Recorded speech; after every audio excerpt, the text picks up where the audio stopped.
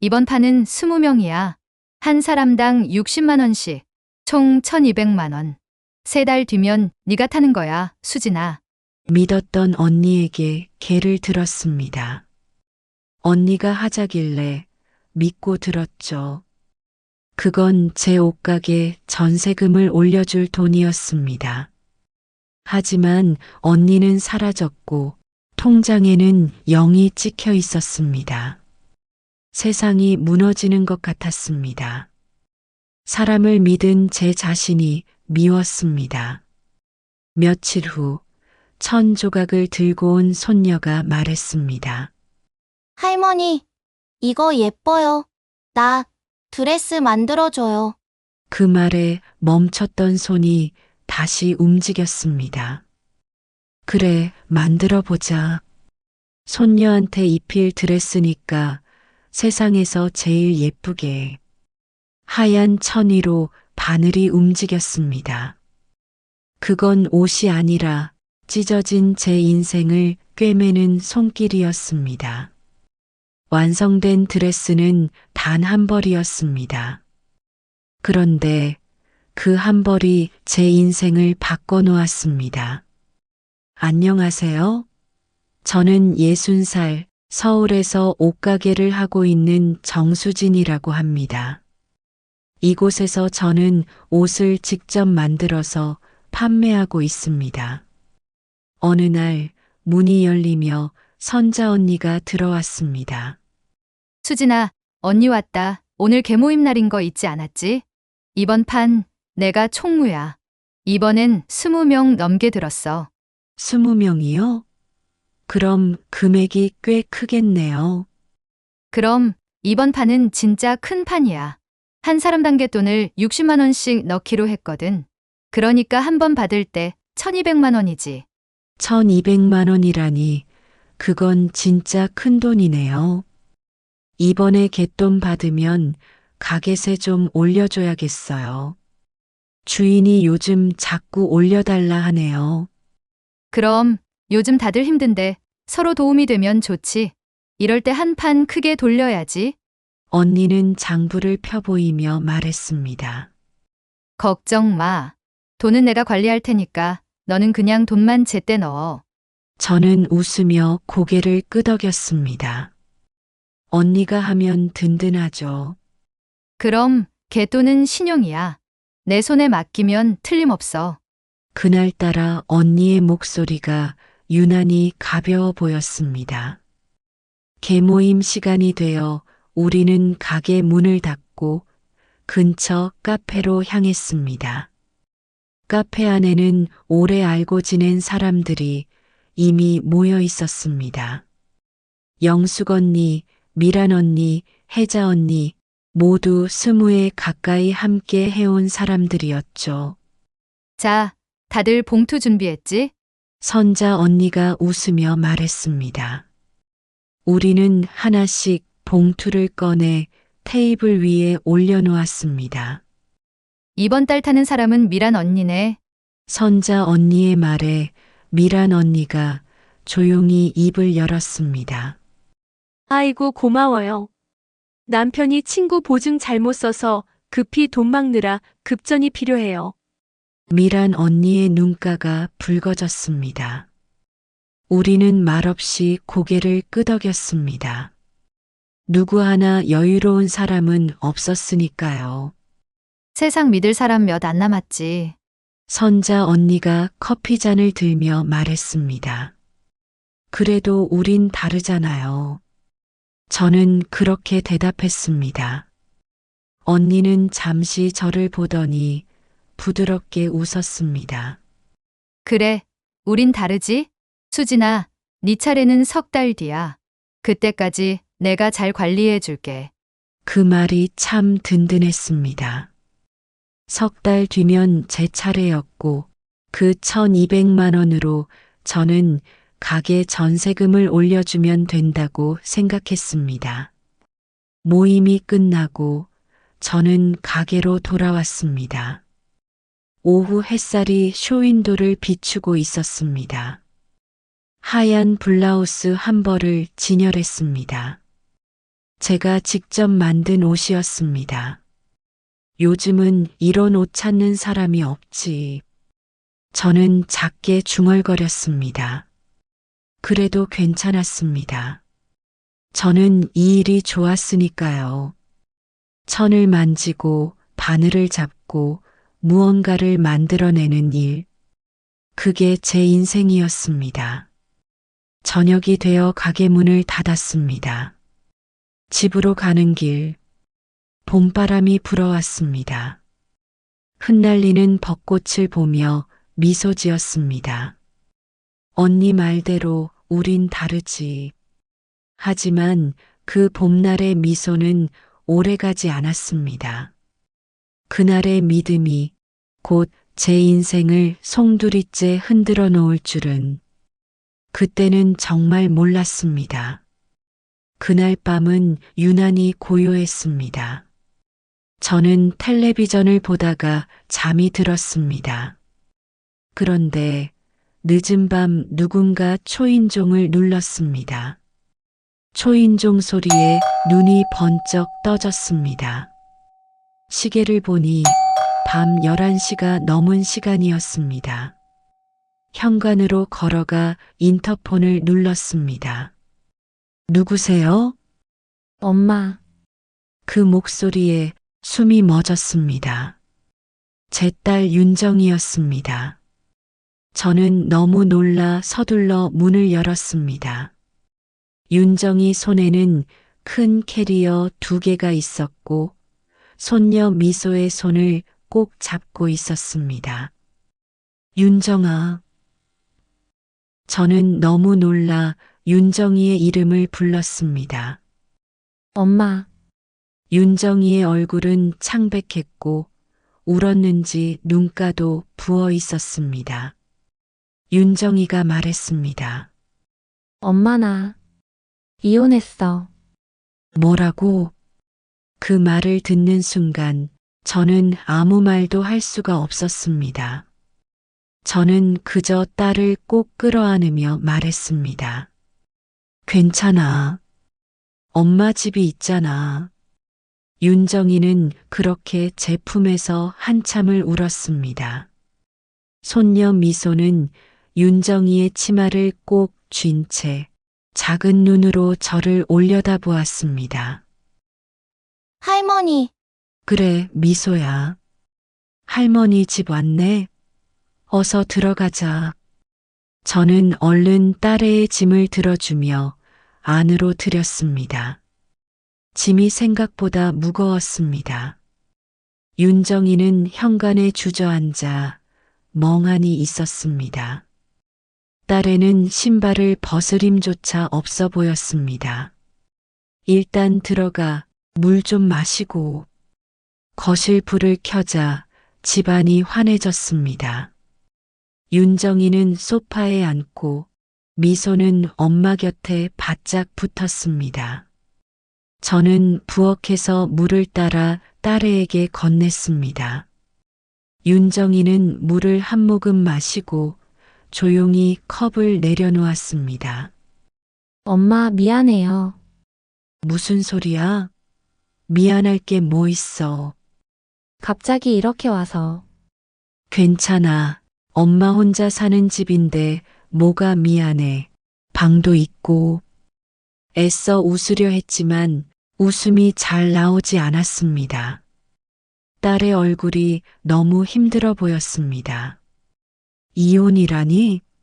무슨 일 있었어?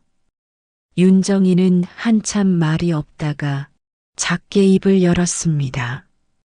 그 사람이 바람을 폈어요. 뭐라고? 다른 여자 만났대요. 진작부터. 말문이 막혔습니다. 사위의 얼굴이 떠올랐습니다. 결혼식 날 환하게 웃던 그 얼굴. 윤정이의 손을 꼭 잡고 있던 모습. 그게 불과 5년 전이었습니다. 미소는 양육권은 제가 가져왔어요. 그 사람은 양육비만 주기로 했어요. 윤정이는 눈물을 훔쳤습니다. 미소, 아빠 없이 키우는 거 쉽지 않을 텐데. 엄마도 하셨으니까 저도 할 수 있어요. 그래도 그 사람이 키우는 것보다는 저랑 있는 게 나아요. 미소한테도요. 저는 손녀를 바라보았습니다. 미소는 5살이었고 아직 너무 어린 나이였습니다. 알았어. 오늘은 자. 내일 천천히 이야기하자. 저는 딸애를 안심시키고 작은 방으로 향했습니다. 급히 방을 치우고 새 이불을 폈습니다. 당분간 여기서 지내렴. 좁지만 괜찮지? 고마워요, 엄마. 윤정이는 미소를 안고 방으로 들어갔습니다. 저는 불을 꺼주고 문을 닫았습니다.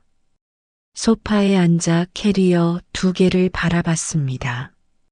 딸의 짐이자 딸의 인생이었습니다. 이혼이라니. 결혼식 날 그렇게 환하게 웃던 딸이었는데 이제는 눈물로 돌아왔습니다. 물 한 잔을 마셨습니다. 이제 어떻게 살아야 하나?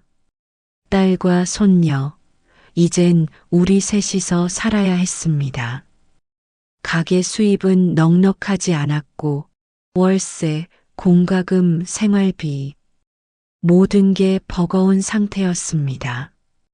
계모임 돈이라도 받으면 그 생각이 문득 스쳤습니다. 주인에게 전세금은 조금만 미뤄달라 부탁하고 급한 대로 갯돈은 생활비로 써야겠다고 마음먹었습니다. 석 달 뒤 1200만 원. 그 돈이면 당분간은 버틸 수 있을 거라 믿었습니다. 불을 끄고 방으로 들어가 침대에 누웠습니다. 그날 밤 잠은 끝내 오지 않았습니다. 아침이 밝았습니다. 저는 일찍 일어나 부엌으로 갔습니다. 오랜만에 3사람분의 아침을 준비했습니다. 계란찜을 하고 김을 굽고 된장찌개를 끓였습니다. 할머니, 좋은 냄새가 나. 미소가 방에서 뛰어나왔습니다. 머리는 산발이었고 잠옷 차림 그대로 제품으로 달려들었습니다. 우리 미소, 잘 잤어? 응. 할머니 집 방 좋아. 아이의 웃음소리가 집안을 가득 채웠습니다.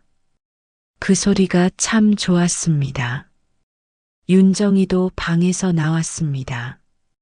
얼굴은 피곤했지만 억지로라도 웃어 보이려 애쓰는 표정이었습니다.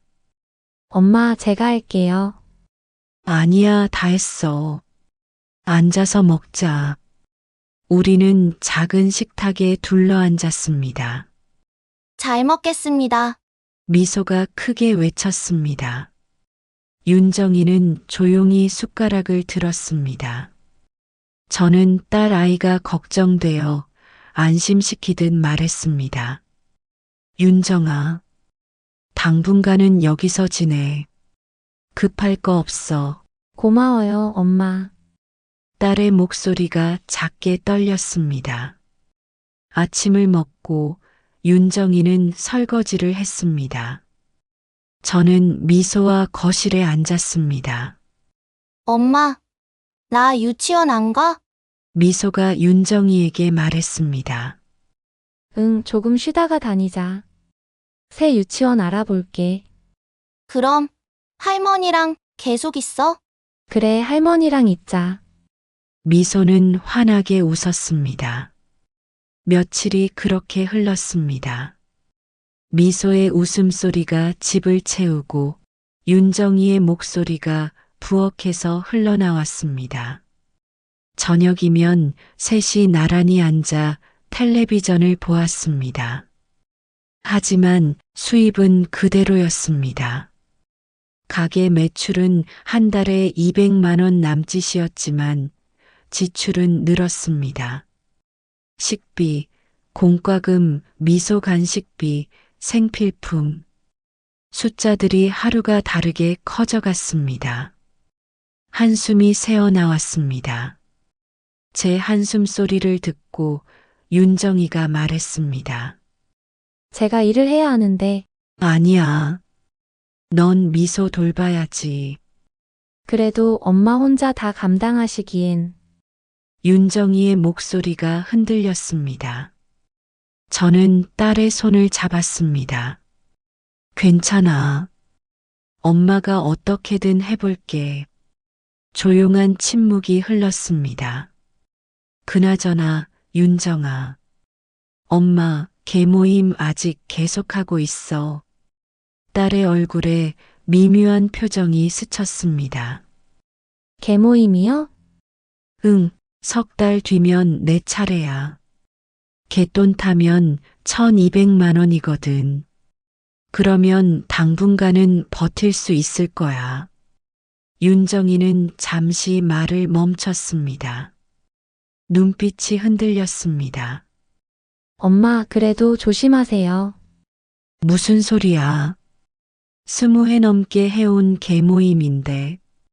걱정 마. 저는 웃으며 말했지만 윤정이의 표정은 끝내 밝지 않았습니다. 3달만 버티면 돼. 저는 작게 중얼거렸습니다. 빠르고 힘겹게 3달이 지나갔습니다. 그날은 계모임 날이었고 드디어 제가 갯돈을 타는 날이었습니다. 기다리던 1200만 원을 받는 날이었죠. 아침부터 옷을 단정히 입었습니다. 가방을 챙기고 통장을 확인했습니다. 오늘 이 통장에 돈이 들어올 거였습니다. 엄마, 조심히 다녀오세요.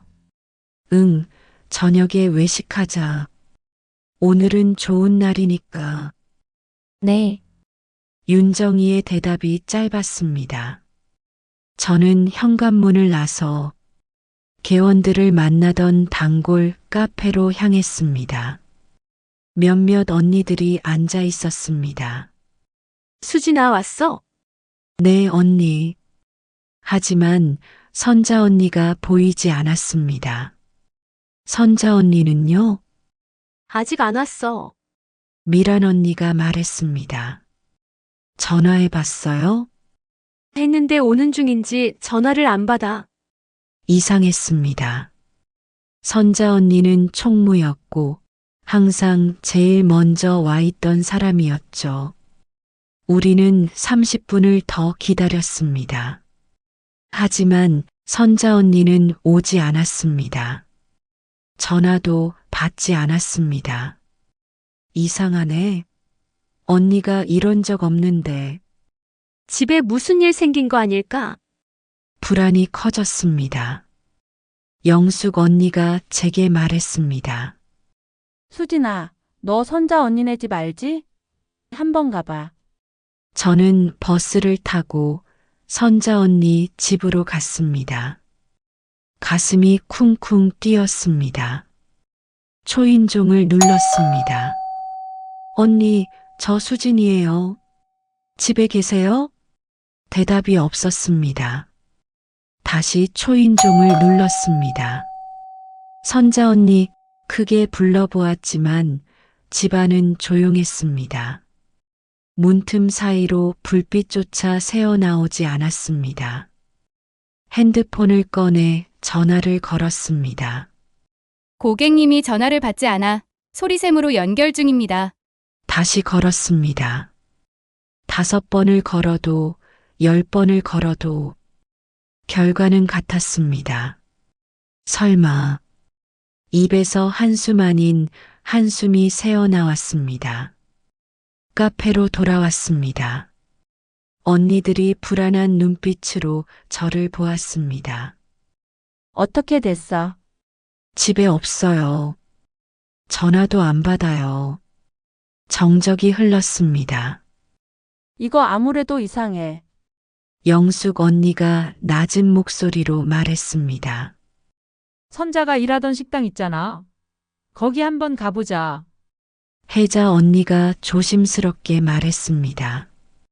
그래, 청기와 식당. 미란 언니가 나지막이 대답했습니다. 우리는 함께 걸었습니다. 찬바람이 얼굴을 스쳤습니다. 청기와 식당의 파란 간판은 그대로였지만 문은 굳게 닫혀 있었고 문 앞에는 종이 한 장이 붙어 있었습니다. 주인 사정으로 당분간 쉽니다. 이게 뭐야? 혜자 언니가 중얼거렸습니다. 그때 옆 가게 부동산 주인이 나왔습니다. 저는 급히 다가가 물었습니다. 저기요, 혹시 여기 식당 무슨 일 있었어요? 거기요? 일하던 종업원이 돈 떼먹고 도망갔어요. 부동산 주인이 낮은 목소리로 말했습니다. 도망갔다고요? 네, 갑자기요. 식당 주인 몰래 돈 되는 짐도 싹 싸서 새벽에 트럭으로 실어 갔다네요. 우리는 서로를 바라봤습니다. 공기가 싸늘하게 식었습니다. 그럼 정말 도망친 거야? 미란 언니의 목소리가 떨렸습니다. 그럴 리가 없는데 저는 믿기지 않았습니다. 그때 부동산 주인이 다시 입을 열었습니다. 그 사람 저한테도 돈 빌려갔어요. 네. 뭐라고요? 하도 급하대서 사정이 딱해 보여 빌려줬는데 다음 주에 갚는다더니 그날 밤에 그냥 사라졌어요. 300만 원이었는데. 그 순간 우리 모두 말문이 막혔습니다. 그 언니는 우리가 알던 선자 언니가 아니었습니다. 그냥 완전히 낯선 사람이었습니다. 혜자 언니가 조용히 말했습니다. 통장 확인해봐야 하는 거 아니야? 그 말에 모두의 눈빛이 얼어붙었습니다. 설마 언니가? 아니야. 언니는 그런 사람 아니야. 그렇게 말했지만 가슴 어딘가에서 싸한 느낌이 올라왔습니다. 우리는 통장을 확인해 보기 위해 함께 은행으로 갔습니다. 하지만 창구 직원은 조심스럽게 말했습니다. 본인 계좌가 아니면 저희가 안내해 드릴 수가 없습니다. 다만 경찰을 통해 수사 협조 요청이 들어오면 그때 회신드리겠습니다. 이제 경찰에 가야겠네. 영숙 언니의 목소리가 낮게 깔렸습니다.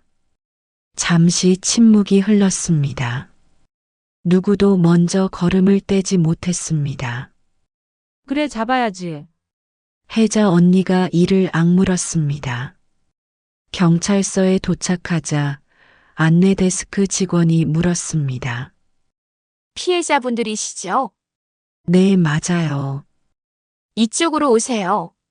우리는 작은 조사실로 안내받았습니다. 형사는 노트를 펼치며 조용히 물었습니다. 그동안 계모임은 몇 년이나 하셨습니까? 20년이요. 한 번도 빠진 적 없었어요. 혜자 언니의 목소리가 떨렸습니다. 형사는 고개를 끄덕였습니다. 그 정도면 신뢰가 깊으셨겠네요. 그 말이 가슴을 찔렀습니다. 그럼 피해 사실 확인서 작성하겠습니다. 형사가 종이를 내밀었습니다. 피해 금액 1,200만 원. 검은 글자가 눈앞에서 또렷이 보였습니다. 선자 언니 왜 그랬어요?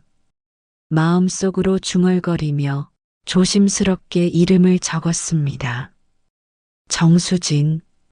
서류 위에 잉크가 번졌습니다. 눈물이 떨어졌기 때문이었습니다. 저는 진술서를 쓰고 계좌조회 요청서에 서명했습니다.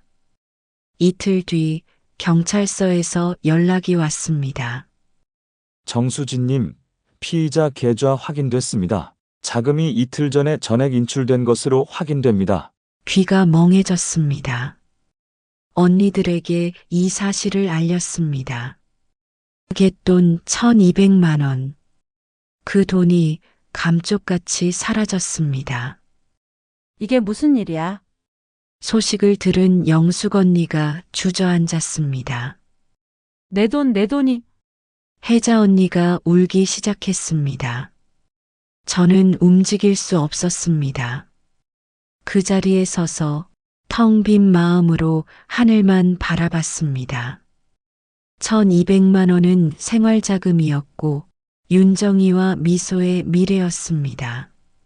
언니 왜? 목 끝에서 탄식이 흘러나왔습니다. 끝내 눈물이 나오지 않았습니다. 그저 가슴이 얼어붙은 것만 같았습니다. 20해를 함께한 가족 같은 언니가 제 돈을 가지고 사라졌다는 게 도저히 믿을 수가 없었습니다. 집으로 돌아왔습니다. 윤정이가 환한 얼굴로 저를 맞이했습니다. 엄마 외식한다고 하셨잖아요? 그래도 집에 국은 끓여놨어요. 돈은 받으셨죠? 저는 대답할 수가 없었습니다. 그저 현관에 서서 딸을 바라보았습니다. 윤정이의 얼굴이 굳어졌습니다. 엄마 무슨 일 있어요? 저는 신발을 벗고 안으로 들어갔습니다. 소파에 주저앉았습니다. 엄마 대체 무슨 일이에요? 윤정이가 제 앞에 쪼그려 앉았습니다. 저는 한참을 말하지 못했습니다. 그러다 겨우 입을 열었습니다. 돈이 없어졌어. 계모임 돈. 선자 언니가 가져갔어. 그 말을 하는 순간 윤정이의 얼굴이 일그러졌습니다. 뭐라고요? 1200만 원 다. 저는 더 이상 말을 잇지 못했습니다. 윤정이는 잠시 멍하니 서 있다가 갑자기 목소리를 높였습니다. 엄마 또 사람 믿었어요? 윤정아, 또요? 엄마는 왜 맨날 그래요? 왜 사람을 그렇게 쉽게 믿어요? 윤정이의 목소리가 떨렸습니다. 그 돈이면 새로 시작할 수 있었잖아요. 미소 유치원도 보내고 제가 일할 때까지 버틸 수 있었잖아요. 윤정이는 울음을 터뜨렸습니다. 엄마는 왜 맨날 당하기만 해요? 세상이 얼마나 무서운지 모르세요?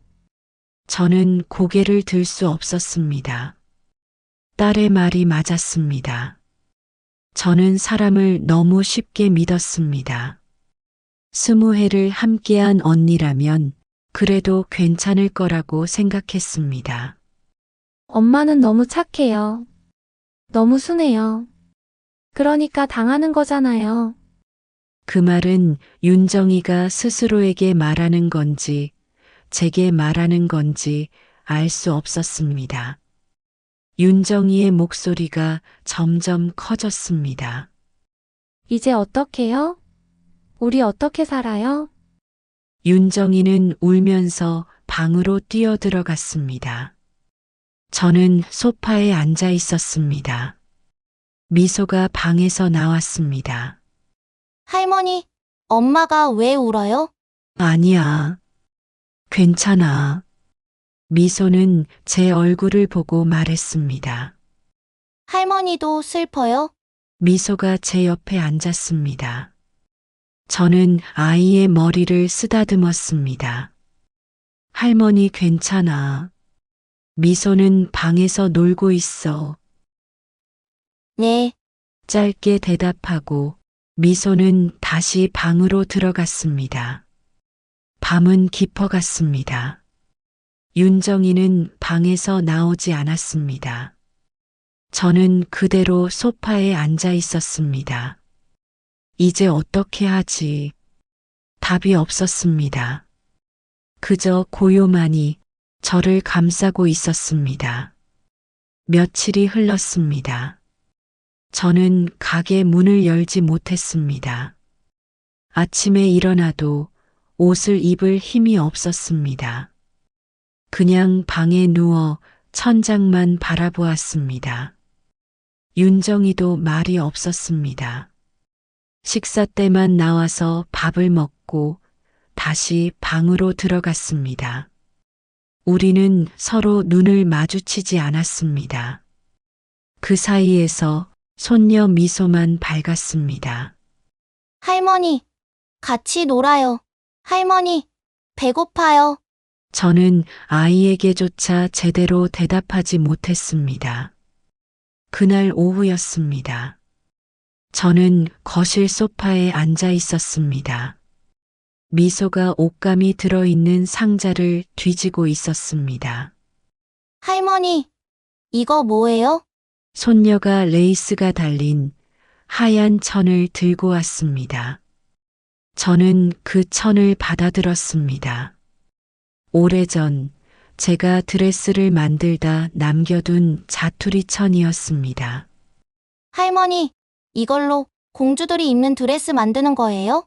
아이가 초롱초롱한 눈으로 말했습니다. 응, 맞아.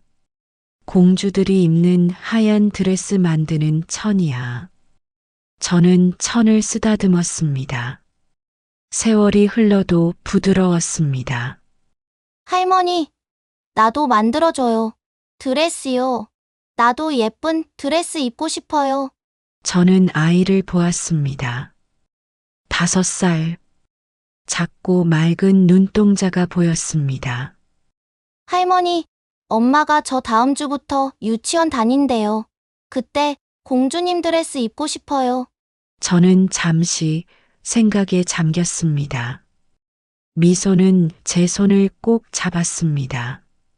할머니가 만들어준 공주 드레스 입고 싶어요. 저는 한참 동안 천을 바라보았습니다. 결혼 전 저는 웨딩드레스 전문점에서 드레스 제작을 맡았던 적이 있었습니다. 하지만 결혼 후 남편의 사업이 부도나고 이혼하게 되면서 드레스 대신 일상복 수선과 옷가게 운영으로 방향을 바꿔야 했습니다.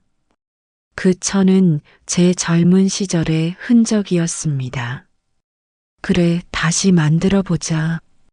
저는 작게 중얼거렸습니다. 저는 잠시 생각하다가 미소를 보면서 말했습니다. 만들어 줄게.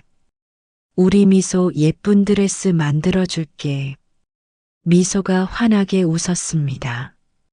와, 고마워요, 할머니. 아이가 제게 안겼습니다. 저는 아이를 안고 천천히 일어섰습니다. 제 방으로 들어와 천을 재봉틀 위에 올려놓았습니다. 그래, 이거 하나는 할 수 있지.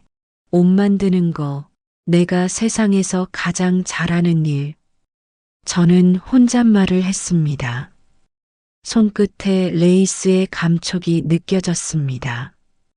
부드럽고 따뜻했습니다. 저는 미소의 키를 재고 치수를 적고 패턴을 그렸습니다. 할머니, 뭐해요? 미소가 눈을 반짝이며 말했습니다. 드레스 만들고 있어. 우와, 진짜요? 진짜 공주 드레스 만들어 주시는 거예요? 응, 조금만 기다려. 할머니가 세상에서 가장 예쁜 드레스 만들어 줄게. 할머니, 최고. 미소는 환하게 웃으며 달려나갔습니다. 저는 재봉틀 앞에 앉았습니다. 발판을 밟았습니다. 재봉틀이 돌아가기 시작했습니다. 그래, 아직 늦지 않았어. 돈은 사라졌고 친한 언니도 떠났지만 제 손끝은 여전히 살아 있었습니다. 밤이 오고 재봉틀 소리만이 고요한 집안을 채웠습니다.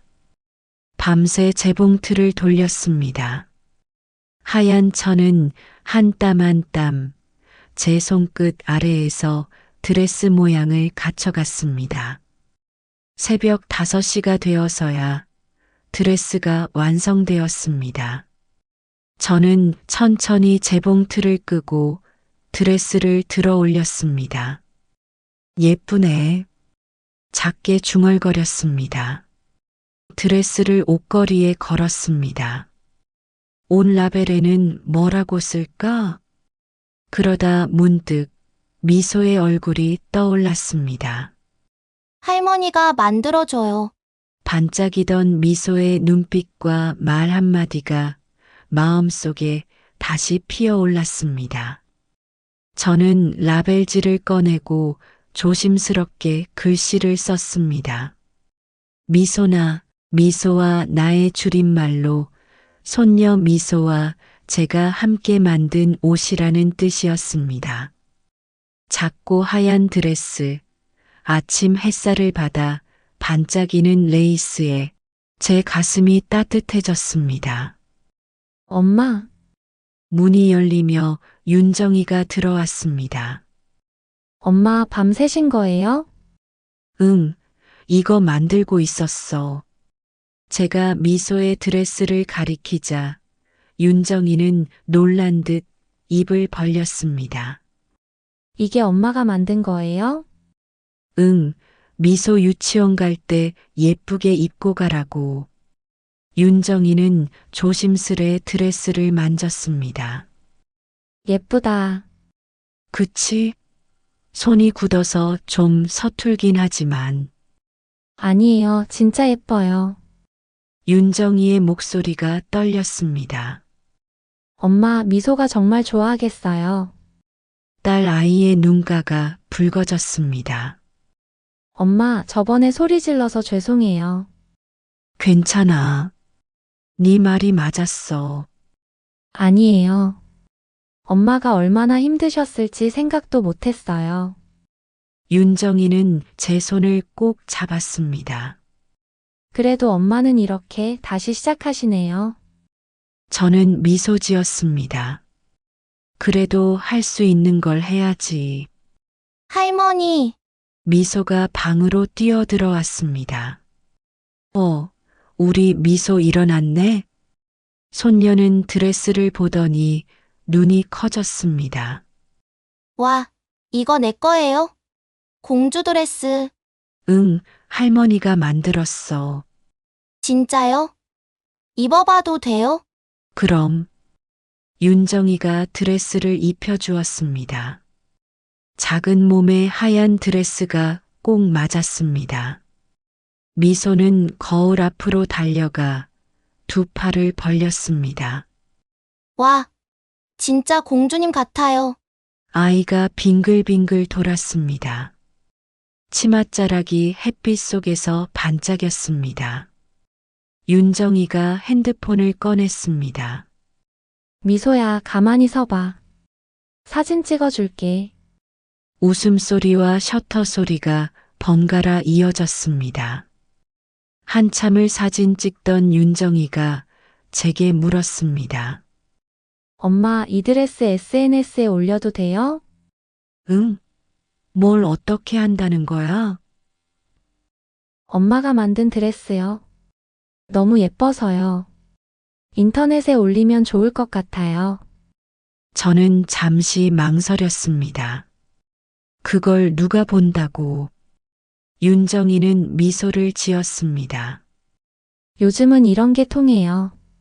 손으로 만든 옷, 사연이 있는 옷. 사람들이 그런 이야기를 좋아해요. 윤정이의 눈빛엔 확신이 있었습니다. 그래, 올려봐.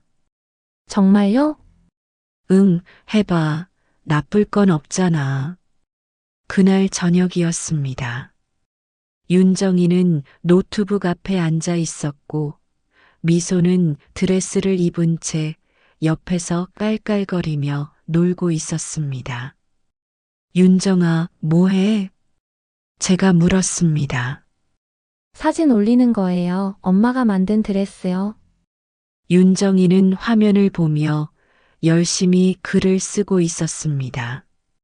저는 조용히 그 모습을 지켜보았습니다. 화면에는 드레스를 입고 환하게 웃는 미소의 사진이 떠 있었습니다. 이렇게 올릴게요. 윤정이가 화면을 제게 보여주었습니다. 할머니가 밤새 만들어주신 드레스. 손으로 한 땀 한 땀 꿰맨 옷입니다. 미소나. 저는 글을 천천히 읽었습니다. 이게 뭐라고 이렇게 길게 써? 엄마, 이런 게 중요해요. 이야기가 있어야 사람들이 관심을 가져요. 그래도 누가 이런 걸 본다고. 요즘은 달라요. 진심이 통하는 세상이잖아요? 윤정이는 업로드 버튼을 눌렀습니다. 사진이 천천히 올라갔습니다. 그래, 올렸으면 됐지. 밥 먹자. 저는 웃으며 부엌으로 향했습니다. 오랜만에 따뜻하고 평화로운 저녁이었습니다. 식사를 마친 뒤 윤정이는 다시 노트북 앞으로 갔습니다. 잠시 후 윤정이가 저를 다급하게 불렀습니다. 엄마, 왜? 좋아요가 벌써 50개예요. 응? 그게 뭐가 대단하다고. 엄마, 이거 1시간 만에 50개라고요. 그리고 댓글도 달렸어요. 윤정이가 화면을 제게 돌려 보였습니다. 댓글이 줄줄이 달려 있었습니다. 와, 진짜 손으로 만드신 거예요? 너무 예뻐요.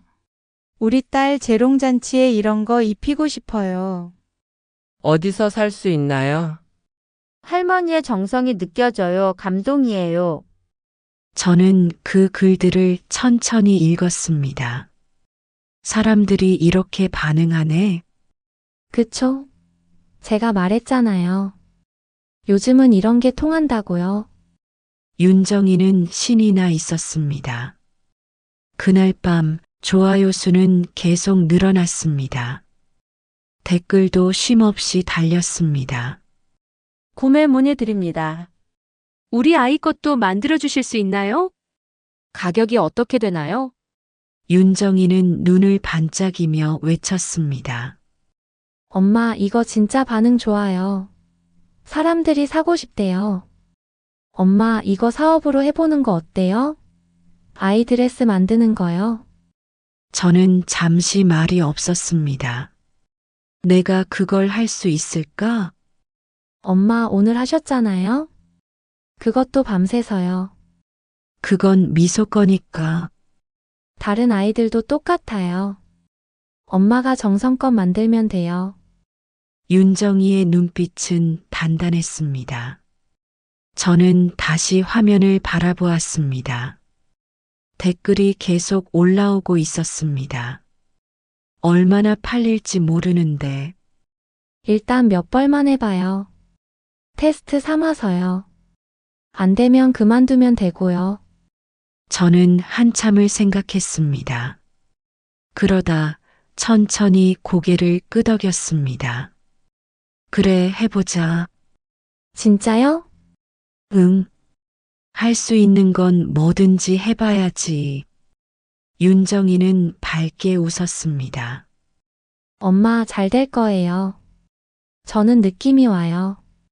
화면 속 사진을 바라보았습니다. 하얀 드레스를 입고 웃는 미소. 그 한 장의 사진이 사람들의 마음을 움직이고 있었습니다. 미소나. 이제 이 이름이 세상 밖으로 나가는 순간이었습니다. 일주일이 지났습니다. 주문이 들어왔고 저는 15벌의 드레스를 완성했습니다. 드레스를 본 윤정이가 말했습니다. 엄마, 드레스 그냥 비닐봉지에 담을 거예요? 우린 브랜드잖아요. 예쁘게 포장해야죠. 그날 밤 윤정이는 미소나 로고를 디자인했습니다. 미소 하나, 웃음으로 피어난 옷. 그 문구를 읽는 순간 제 가슴이 울컥했습니다. 며칠 뒤 하얀 상자와 리본, 스티커가 도착했습니다. 할머니, 나도 도와줄래요. 미소가 옆에서 리본을 묶으며 말했습니다. 우리 셋은 그렇게 밤늦도록 상자를 포장했습니다. 그리고 한 달 뒤 전화 한 통이 걸려왔습니다. 여보세요, 미소나 맞나요? 네, 맞습니다. 우리 유치원 발표회 드레스 20벌 주문하고 싶어서요. 20벌이요? 저는 숨을 들이켰습니다. 하지만 대답은 단 하나였습니다. 가능합니다. 그날부터 새벽까지 재봉틀은 멈추지 않았습니다. 일주일 뒤였습니다.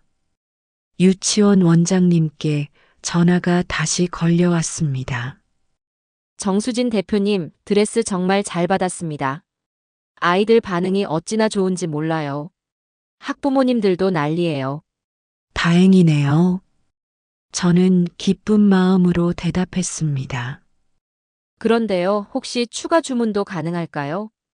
다른 유치원에도 소문이 났어요.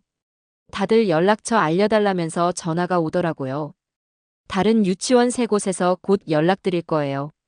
저희도 나중에 유치원 행사 있을 때 다시 미소나에서 주문할게요. 네, 정말 감사합니다. 저는 감사 인사를 전하고 전화를 끊었습니다. 가슴이 두근거렸습니다. 윤정아, 주문 또 들어올 거래. 정말요? 어디서요? 다른 유치원 3곳에서 곧 연락 준대. 엄마, 이거 진짜 대박이에요. 윤정이의 얼굴은 상기되어 있었습니다. 미소나 드레스는 계속해서 입소문이 났습니다. 재롱잔치 때 입혔는데 반응 대박이에요. 스냅 사진 찍으려고 사진 보자마자 주문했어요. SNS에 웃는 아이들의 사진이 올라왔습니다. 엄마, 이제 진짜 브랜드 같아요. 윤정이는 노트북을 켜고 화면을 보여주었습니다. 좋아요는 이미 10,000개를 넘었습니다. 윤정이는 손을 덜덜 떨며 말했습니다. 엄마, 이거 완전히 터졌어요. 문의가 계속 와요. 어떡하죠? 저는 화면을 보며 조용히 중얼거렸습니다. 이게 진짜 현실이야? 한 달 전만 해도 저는 갯돈을 잃고 윤정이와 미소의 생계를 어떻게 책임져야 할지 막막하기만 했습니다. 그런데 지금은 사람들이 제 옷을 기다리고 있었습니다. 엄마, 이제 다른 채널에도 올릴게요. 더 많은 사람들이 보게. 그래, 네가 아는 대로 해봐. 윤정이는 재빨리 사진을 올리고 댓글에 답했습니다. 저는 그 모습을 바라보다가 속으로 생각했습니다. 이 아이가 없었으면 어땠을까? 윤정이가 없었다면 저는 아직도 낡은 재봉틀 앞에서 세상과 단절된 채 혼자 헤매고 있었을 겁니다. 윤정아. 네, 엄마. 고마워. 네가 아니었으면 미소나는 없었을 거야. 윤정이가 웃었습니다. 엄마가 만든 옷이 좋아서 그래요. 사람들이 그걸 느끼는 거예요. 진심이니까요. 그날 저녁 저는 장부를 펼쳤습니다. 수입과 지출이 적힌 노트에는 한 달 전 마이너스였던 숫자들이 이젠 플러스로 바뀌어 있었습니다. 생활비를 내고도 남았습니다. 할머니, 우리 이제 부자예요? 미소가 물었습니다. 저는 웃으며 말했습니다. 부자는 아니고 먹고 살만은 해졌어. 와, 그럼 치킨 시켜요. 그래, 오늘은 치킨이다. 미소가 두 팔을 번쩍 들었습니다. 셋이 함께 웃는 저녁 식탁은 오랜만이었습니다. 엄마, 갯돈 사기당한 날보다 오늘이 더 기억나겠네요. 윤정이가 말했습니다. 저는 고개를 끄덕였습니다. 그러게, 그땐 세상이 무너지는 줄 알았는데. 근데 엄마는 다시 일어섰잖아요. 응, 우리 셋이서 함께. 그날 밤 저는 다시 재봉틀 앞에 앉았습니다. 새로운 주문서가 책상 위에 놓여 있었습니다. 30건이 넘었습니다. 천을 펼치고 실을 깨었습니다. 이제 진짜 시작이구나. 저는 조용히 웃었습니다. 1200만 원은 사라졌지만 그보다 더 큰 미소나라는 브랜드가 남았습니다. 다음 날 아침 휴대폰이 울렸습니다. 여보세요. 정수진 씨 되시죠? 경찰서 경제팀입니다. 제 심장이 철렁 내려앉았습니다. 혹시 선자 언니 잡혔나요? 네, 어제 새벽에 검거됐습니다. 피해자 명단에서 성함이 확인돼 연락드렸습니다. 그 말을 듣는 순간 온몸이 떨렸습니다. 그 돈 일부는 회수됐어요. 조만간 피해자 조사로 다시 연락드리겠습니다. 네, 감사합니다. 전화를 끊고 손끝이 얼어붙어 버렸습니다. 윤정이가 제 얼굴을 보고 놀랐습니다. 엄마, 무슨 일이에요? 잡혔대. 선자 언니가. 정말요? 경찰서에서 연락 왔어. 우리는 한동안 말이 없었습니다. 윤정이가 제 손을 꼭 잡았습니다. 며칠 뒤 경찰서에서 연락이 왔습니다. 정수진님, 다른 피해자분들과 내일 오전 10시까지 경찰서로 와주시면 됩니다. 저는 미란 언니, 영숙 언니, 혜자 언니와 함께 경찰서로 향했습니다. 아무도 말이 없었습니다.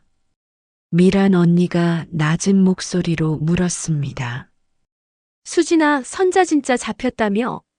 네, 오늘 피해자 조사래요. 아무도 말이 없었습니다. 경찰서 복도는 조용했습니다. 형광등 불빛 아래 우리는 차례를 기다렸습니다. 그때 맞은편 문이 열리고 수갑이 채워진 채 경찰의 안내를 받으며 선자 언니가 나왔습니다. 순간 공기가 멈춘 듯 했습니다. 선자 언니, 제가 이름을 불렀습니다. 언니가 놀란 듯 고개를 들었습니다. 선자 언니의 목소리가 떨렸습니다. 정말 미안해. 선자야, 우리 20년 넘게 같이 계모임 했잖아. 그걸 어떻게 한 번에 다 가져가? 선자 언니의 눈에서 눈물이 떨어졌습니다. 그 돈으로 뭐 했어? 혜자 언니가 묻자 처음엔 잠깐만 쓸 생각이었어.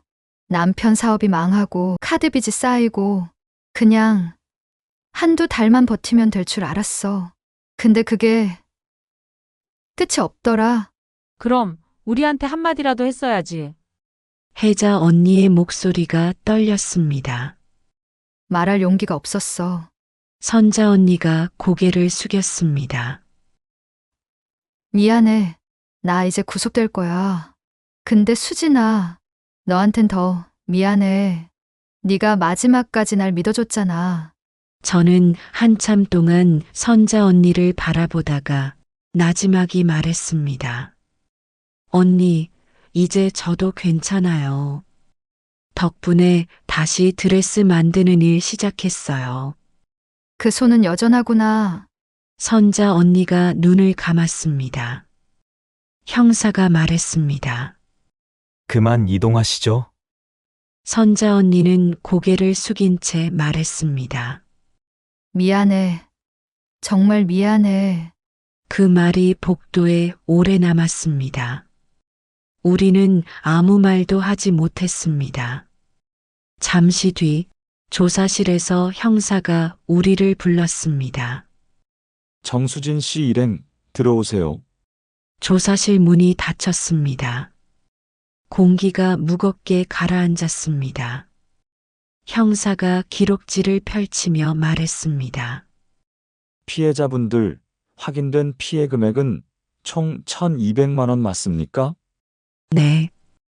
제 목소리가 작게 떨렸습니다. 그 돈은 어디로 간 거예요?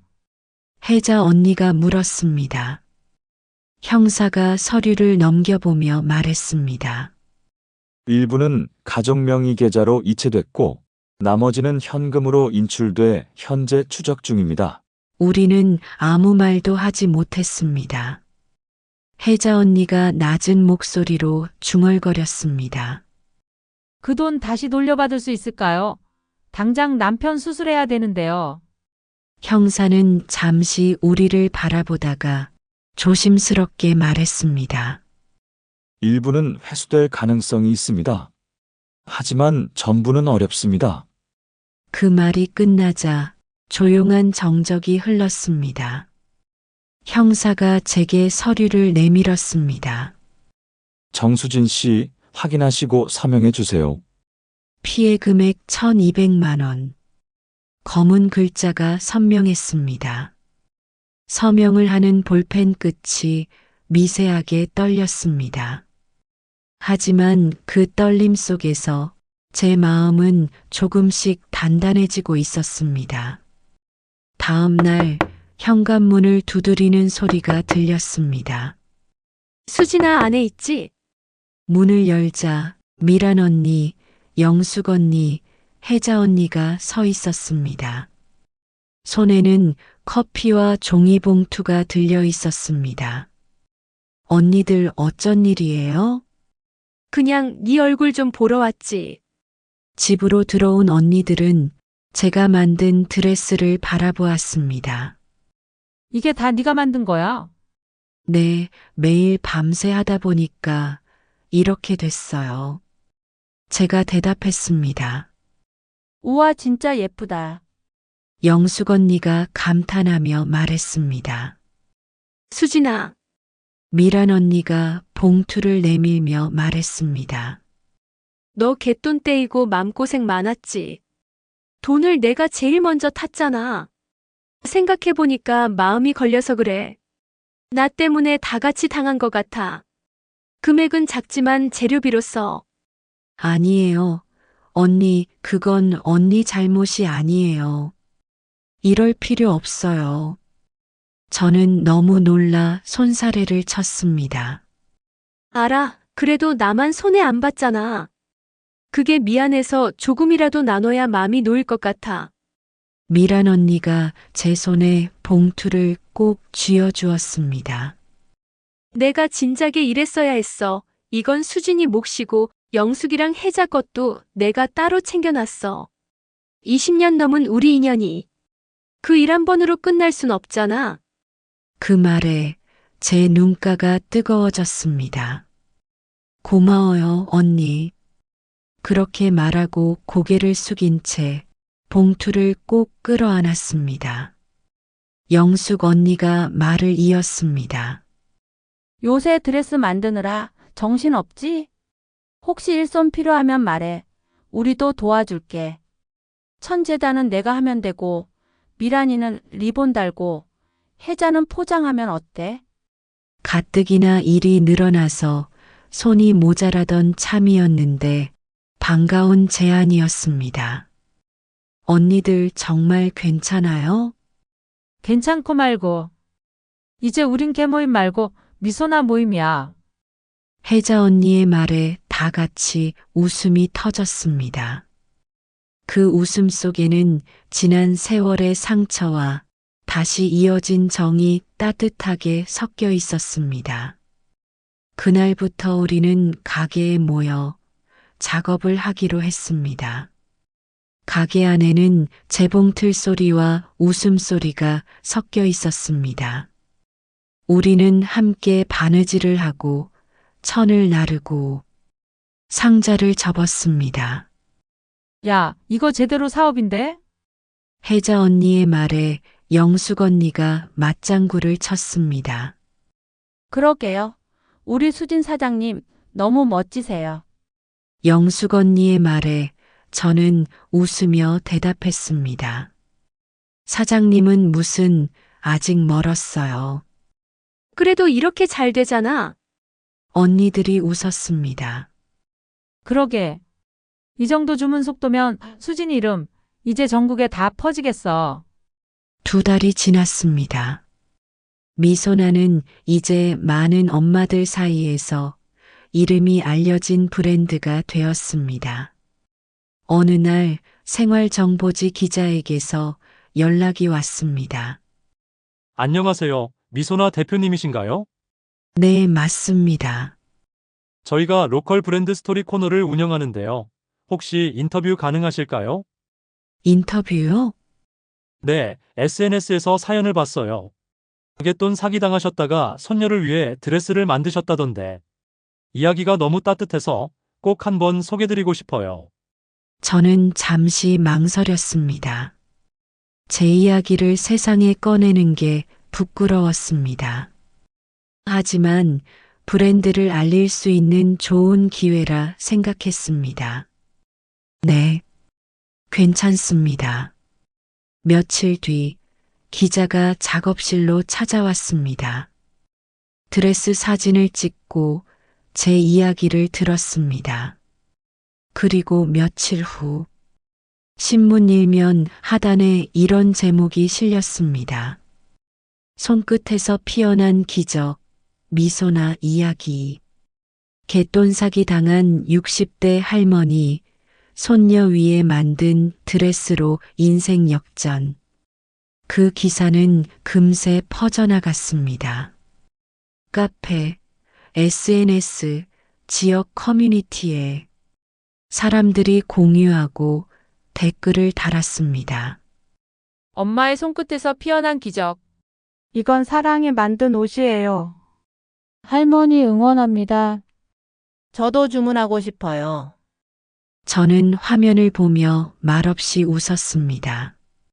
눈가가 뜨거워졌습니다.